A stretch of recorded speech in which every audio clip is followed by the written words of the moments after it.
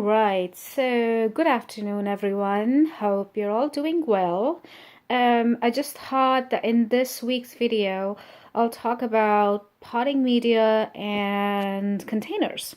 So, for most of my orchids that I bought from TJ's, Trader Joe's, they've come in these kind of pots and that media. Well, as you can see, that media is quite gross. It has weird stuff growing on it. I think if I show you, this one is a better example of it. It has really weird stuff, and I tried to, it's a challenge to unpot and then repot my orchids, because let me show you my Zygo. So this one I bought actually from Safeway. And I remember it came in this media.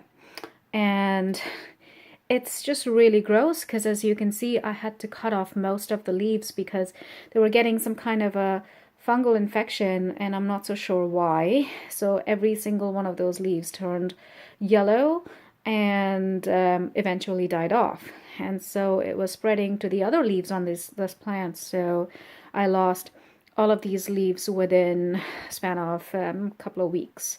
So that's concerning to me. And the reason why I don't like this medium is because it's very difficult to unpot. So I probably have to get a tweezer and very patiently get the stuff out from inside of the pots, and then wash the orchids, clean the orchid, spray it with peroxide, set it aside, let it dry, and then repot it again. However, the weird thing is it's growing new roots, as you can see. So there's one there. I'd seen a few somewhere around here, because I could feel the new roots as I was digging in, and it's growing something over there, and it's growing something. Let me see, where's the other one? Over here. So I know now is the perfect time to repot, but I'm also thinking it's liking this weird media. And the fact that this pot is green, it makes me uncomfortable because then I'm not able to see what's going on with it.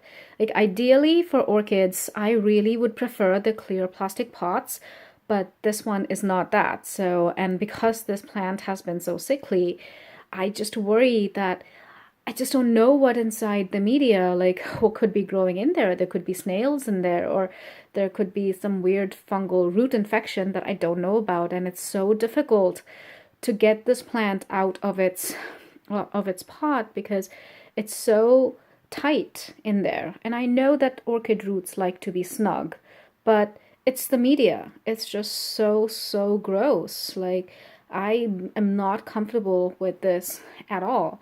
But this is not the only kind of Oncidium that's planted in it and doing well, but there are others that are in this media and growing new shoots. Like, if you look at this one, look at that. And it's the same media, but it's doing well. So I'm wondering if I should just leave it, because there's the other one. Let me see if I can get here. Yeah, there's the other one. So I'm wondering if I should just leave it or repot it, because it is confusing me at the moment, because I've never had this happen. Like, the quality of the media is so bad. But orchids are known to be resilient plants, and you know, they can do really well under bad circumstances, as I have seen with some of my plants. But I want to be able to give them a decent environment to grow in. So I am going to be repotting all of these orchids into different media, preferably for Oncidiums. I'm thinking, because they like moisture, I'm thinking moss, because the other one that I have in moss at the moment is doing really well. So that's why I think I'm going to put my Oncidiums in moss, including this Dendrobium as well, because I remember when I was in London and I had the same exact plant and I would water it every week. So this time I gave it a sort of a brief winter rest, and I brought it out of its dormancy period last week, because I thought that the cane was too shriveled up, and you know, the leaves looked funny. So it was on a winter rest for about a month or so. But again, it's in the same media as the other ones. But look at that. Like if let me set my plant down so you can see it properly. But look at that. It's growing something right there.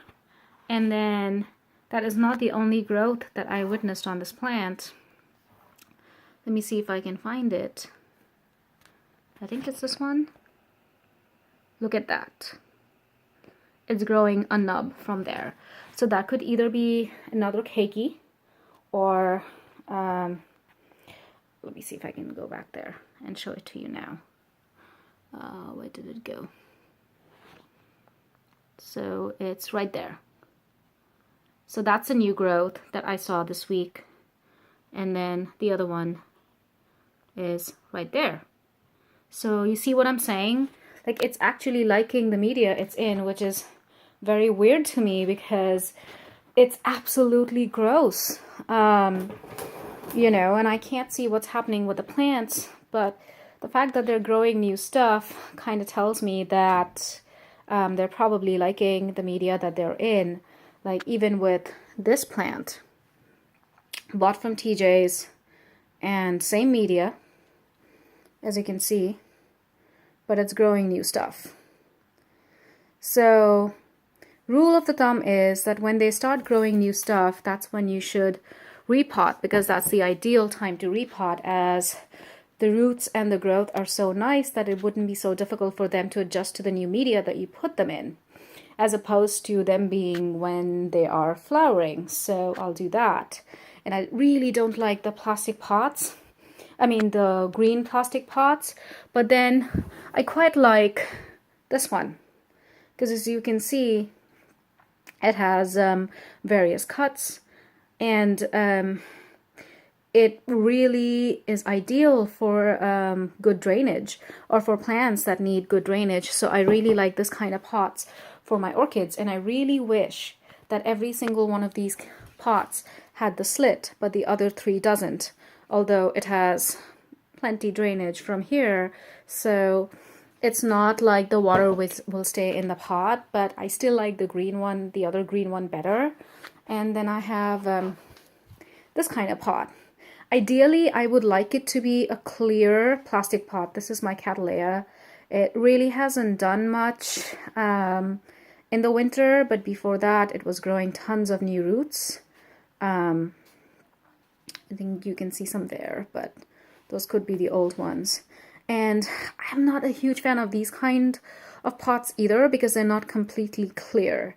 But one way of telling whether or not the plant needs moisture is that you look over here. And if you can still see some moisture inside, then I usually don't water it, but I would just sprinkle or like spray some fertilizer up on top here, just to keep these roots moist.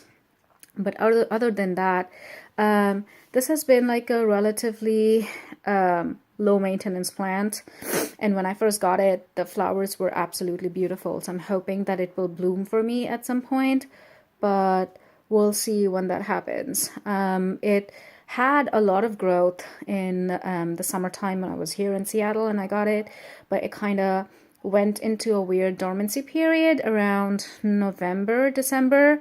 And you have to keep in mind that Seattle this time, we had an extremely cold winter where the temperatures went as low as like 15, 16 degree Fahrenheit. And so around that time, I don't see the plants doing much anyways. But I'm hoping that now that the weather is better, and you know, look at that. It's sunny outside with